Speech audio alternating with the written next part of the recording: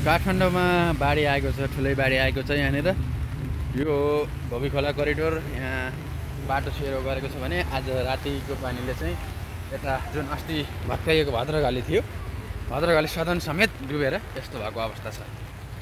यो स्कुल हो, रुद्रमती स्कुल। यो सबै भयावह भएको अवस्था थियो यहाँ हैन। अहिले चाहिँ केही मात्रामा पानी घटेको छ। पुल चाहिँ छोइरहेको छ बाढीले।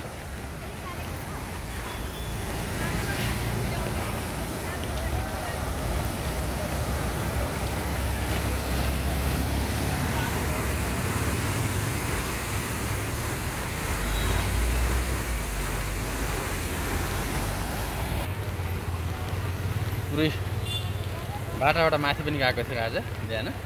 अहिले चाहिँ यतिसम्म चाहिँ अलिकता घटेको अवस्था छ हैन।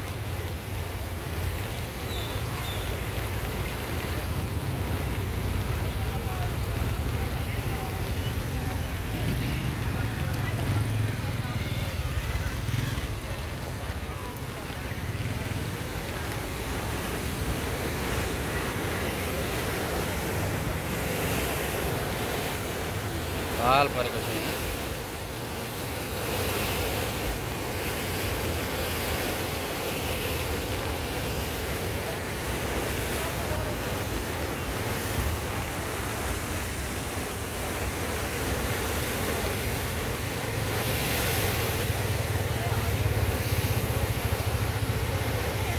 अहिले चाहिँ यो घटेको हो। पहिला चाहिँ माथिबाट आएर यता माथिबाट चाहिँ यता यो पहिला भत्काएको भद्रकाली सदनतिर पनि छिरेको थियो।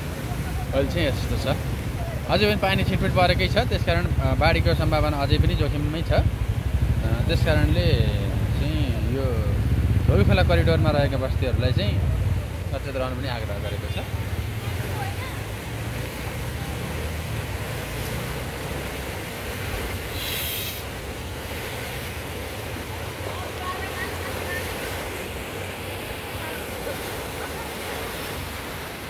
उता पानी छिर्छ भनेर अगाडि पसल अगाडि पनि त्यस्तो सावधानी अपनाइएको छ। उता परसम्म यो गरेको छ, उता पनि जलमग्न छ।